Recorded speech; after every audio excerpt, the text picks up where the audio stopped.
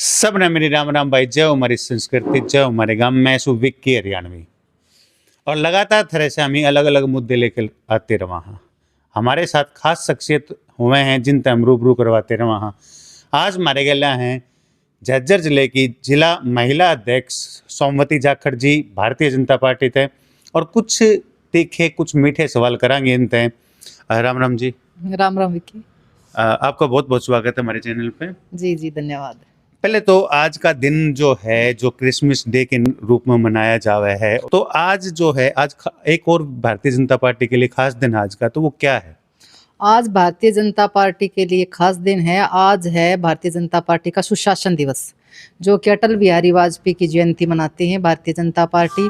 और इस वर्ष सुशासन दिवस को हम शताब्दी दिवस भी मना रहे हैं, क्योंकि 100 साल हो गए इस जयंती को मनाते हुए हमें। जो अटल बिहारी वाजपेयी की आज जयंती हम मना रहे हैं, 100वीं जयंती है। 100वीं जयंती है। आज भारतीय जनता पार्टी के जो है केंद्रीय कृषि मंत्री भी आए हैं, तो उनका क्या मकसद था? हाँ, आज हमारे बीच में हमारे मंत्री श्याम सिंह राणा जी कृषि मंत्री आए हैं। उनका जो उद्देश्य था, सुशासन दिवस पर एक उन्होंने बैठक ली, जो कि अधिकारियों के साथ और जिला के पदाधिकारी भारतीय जनता पार्टी के नेता लोगों के साथ उन्होंने एक तालमेल की बैठक भी ली।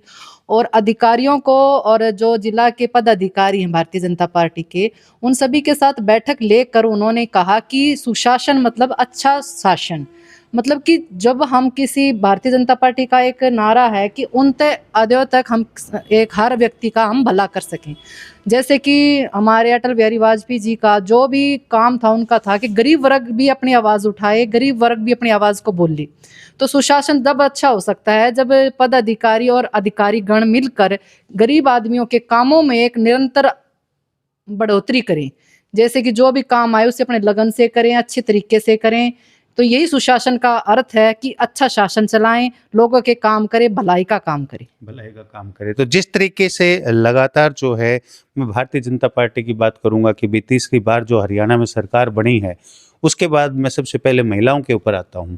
आप महिला अध्यक्ष हैं, महिलाओं के लिए 2100 रुपये देने का जो भारतीय जनता पार्टी ने वादा कराया था, 3 महीने होने वाले हैं, तो अब तक उसके ऊपर वो कहा था कि पहली कलम से शुरू करेंगे, तो वो पहली कलम कब तक आएगी? देखो जी, अभी तो हमारे मुख्यमंत्री नायब सिंह सैनी जी का धन्यवादी दौरे चल रहे हैं। और जैसे ही उन्होंने जो हमारी तीसरी बार जब सरकार बनी, तो उन्होंने अपनी पहली कलम से जो कहा था कि जो 25,000 की भर्तियां मैं करूंगा, मैं जैसे कि मैं मुख्यमंत्री की शपथ लेता हूं, उसके बाद अपना इस काम को अंजाम दूंगा। तो उन्होंने अपने काम में ये किया भी। उन्होंने मुख्यमंत्री की शपथ लेती 25,000 की जो भर्तियां उन्होंने की, उन पर उन्होंने अपना जो उन्होंने वादा किया पूरा किया। तो वादे पूरे होने लग रहे हैं। एकदम सारे वादे पूरे नहीं होते, जैसे धीरे धीरे एक वादा पूरा हुआ है। अब महिलाओं की 2100 रुपये वाले वादा भी डेफिनेटली श्योर है होगा। थोड़ा सा यूँ है कि काम थोड़ा कहते हैं लेट हो सकता है, लेकिन ना शब्द का कोई इसमें अर्थ नहीं है। वो अभी हम एक आपकी बात अब मैं भी रखूंगी आगे भी, कब तक हो इसकी कोई स्पष्ट डेट नहीं आई है अभी, लेकिन होगा जरूर। होगा जरूर। जिस तरीके से भारतीय जनता पार्टी का कुनबा बढ़ने लग रहा है, आप लोगों ने एक सदस्यता अभियान चलाया था, उसमें क्या प्रोग्रेस रही? झज्जर का क्या आंकड़ा रहा? क्या कितना बढ़ोतरी हुई? देखो, सदस्यता अभियान चलाया भारतीय जनता पार्टी ने, और बहुत ही जोरों शोरों से चलाया। जो हमने मापदंड रखा था कि भाई महिलाएं इतनी सदस्य बनेंगी, कि भाई सभी को अलग अलग टारगेट दिया था। तो सभी ने अपना टारगेट अच्छे से निभाया। और भारतीय जनता पार्टी में लोगों की रुचि देखने को मिली कि लोग, जैसे कि यहाँ पे आपने देखा होगा चुनाव में कैसा नजरिया था, लेकिन अब जैसे भारतीय जनता पार्टी जब से सरकार में आई है, सत्ता में आई है, तो लोगों ने उनकी काम की शैली को देखते हुए सदस्यता अभियान को बहुत ही अग्रसर किया, बहुत ही अच्छी तरीके से इसको निभाया, और सक्रिय सदस्य भी बनने लग रहे हैं।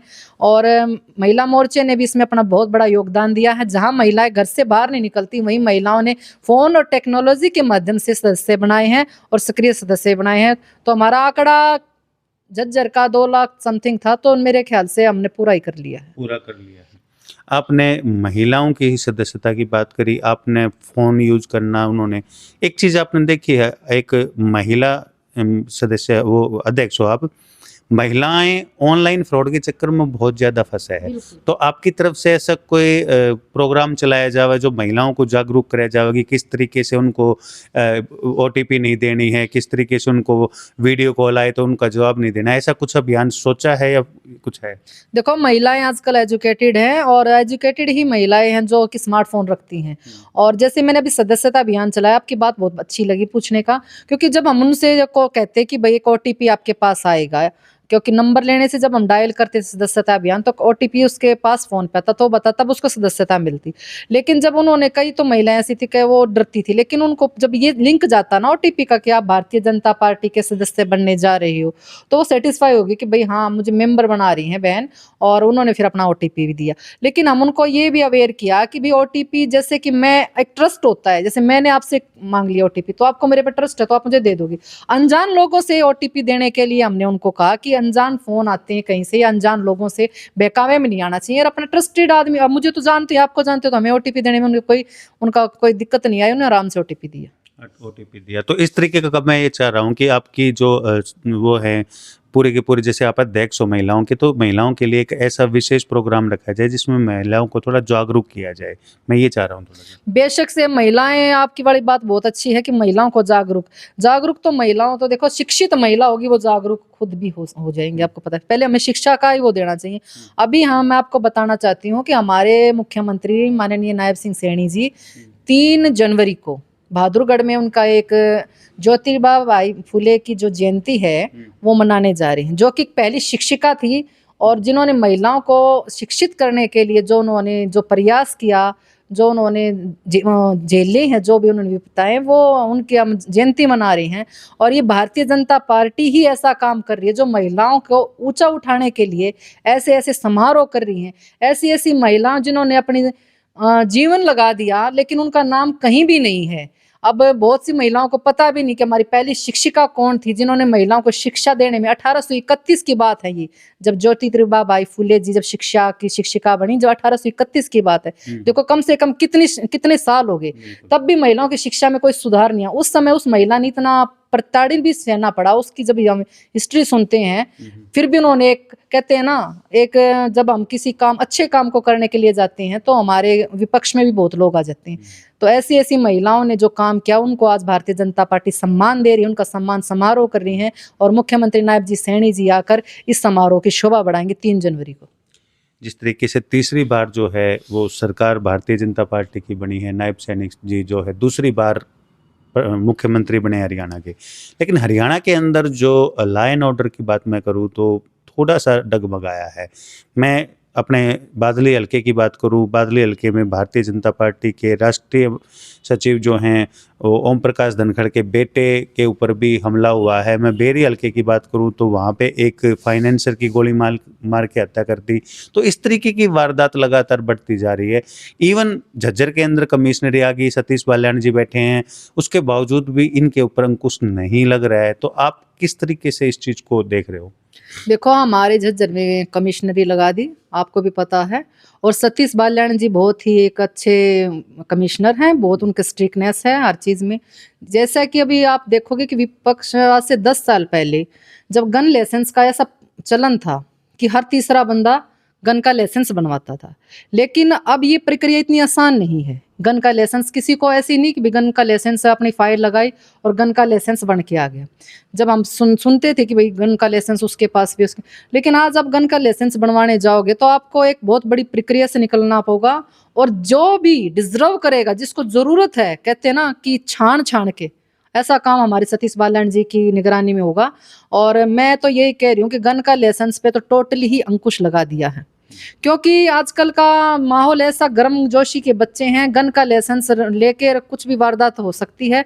तो इन चीज़ों पर हम जितना अंकुश लगाएंगे तो एक समाज के लिए सबसे बढ़िया बात होगी।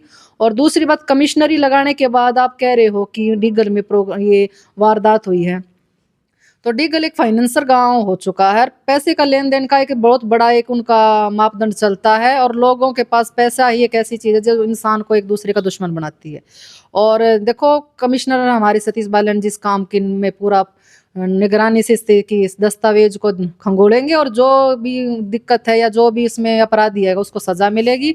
और झज्जर में अब इस पे वैसे तो वारदात आप वाली बात है कभी कम नहीं होने वाली, लेकिन सतीश बालन जी की कमिश्नरी में उनकी अध्यक्षता में झज्जर सेफ है। और यही कहना चाहूंगी। और जो आप बता रहे हो हमारे बादली से आदित्य धनखड़ आशुतोष धनखड़ के ऊपर जो पंचकुला में हुआ था वो झज्जर में का कोई वारदात नहीं है। और वो वीआईपी उनके पास कोई ऐसी वो नहीं थी भाई सिक्योरिटी हो बस उसके पास, तो वो अपने डेली रूटीन के काम से जा रहा था। कहीं उनकी कोई नोकझोंक किसी के साथ हुई है और उन्होंने इसको थोड़ा बहुत जो उनके चोट भी आई है, तो ये उसके पास कोई सिक्योरिटी तो वीआईपी थी नहीं। तो मैडम जिस तरीके से लगातार सरकार के दावे थे उन चीज़ों के ऊपर सरकार काम करने लग रही है, आप एक महिला अध्यक्ष हो तो महिलाओं के लिए विशेष नए साल पर क्या कुछ सरकार ने सोचा है? महिलाओं को नए साल पर देखो, पहली बात तो ये है कि सबको भारतीय जनता पार्टी सक्षम बनाने पे जोर दे रही है। महिलाओं को सबसे ज्यादा सक्षम बनाने पे जोर दे रखा है कि महिला खुद सक्षम होंगी, शिक्षित होंगी तो एक अच्छे परिवार का निर्माण करेंगी। महिला दो परिवारों का निर्माण करती है, एक अपने परिवार जहाँ से वो पैदा होती है, दूसरा परिवार जहाँ वो ब्याह कर जाती है। तो दोनों अच्छे परिवारों का निर्माण तभी करती है जब एक महिला शिक्षित होती है। और शिक्षा के स्तर को बढ़ाने के लिए भारतीय जनता पार्टी महिलाओं को, जैसे कि अभी हमारे संकल्प पत्र में भी कहा था कि जो ग्रामीण क्षेत्र से जो महिला बेटी पढ़ने के लिए जो आ जाएंगे उनको स्कूटी भी दी जाएगी, पर वो एक मेरिट लिस्ट पे होगा। तो देखो, जब समाज शिक्षित होगा, बेटी शिक्षित होंगी तो उनको बढ़ाने में कोई चीज़ की दिक्कत नहीं होगी। स्वयं सहायता समूह चलाकर महिलाओं को स्वरोजगार देकर आत्मनिर्भर बनाकर सबसे बड़ा जो काम भारतीय जनता पार्टी ने किया है, तो सक्षम होंगी तभी तो एक अच्छी महिला का निर्माण होगा और एक अच्छी महिला एक अच्छे परिवार का निर्माण करेगी।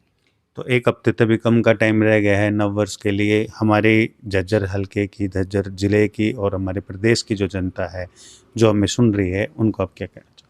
देखो, नया वर्ष सभी नए वर्ष पे अपनी बुरी आदतों को छोड़ने का संकल्प लेते हैं। अभी 2025 आ रहा है तो सभी ये सोचेंगे कि भाई जो जो कार्य मैंने अच्छे नहीं किए या मेरे से जो हुए हैं, मैं 2025 में अपनी 2024 में जो मेरी बुरी आदतें हैं उनको छोड़कर 2025 में एक नव वर्ष में एक नव निर्माण करूँ, अपना भी करूँ, अपने समाज का करूँ, अपने शहर का करूँ, अपने देश का करूँ। तो सभी की यही होती है। राजनीति क्षेत्र में भी लोग यही सोचते हैं कि मैं अपने अच्छा सामाजिक कार्य करूँ, समाज को बढ़ाऊं, हर वर्ग को आगे लेके जाऊं, 36 बिरादरियों का भाईचारे का आगाज हो, सभी मिलजुल कर एक अच्छे शहर का, अच्छे राज्य का निर्माण करें। सभी की यही मैं सभी को ये आश्वास देती हूँ, बधाई देती हूँ कि नव वर्ष की, कि सभी अपने उत्साह को ऐसे कायम रखें। 2025 में जो भी संकल्प ले उसको पूरा करने के लिए तन मन धन से उस कार्य पे लगे। बहुत बहुत धन्यवाद। तो लगातार अलग अलग जो शख्सियत हैं उन तक मुलाकात करवाते रहा। हाँ, ये भारतीय जनता पार्टी की जिला अध्यक्ष जो हैं, महिला जिला अध्यक्ष सोमवती जाखड़ जी, इनसे रूबरू करवाया, कुछ तीखे कुछ मीठे सवाल करे। लगातार इन तक मिलते रहेंगे। 2025 आने लग रहा है, इसमें और तो जो हैं आपने नई नई शख्सियत तभी मिलवाते रहेंगे। एक काम तम भी कर दियो भाई, वीडियो ने घनी ते घनी शेयर कर दियो, चैनल ने सब्सक्राइब कर दियो। सब ने मेरी राम राम भाई, सब ने मेरी राम राम।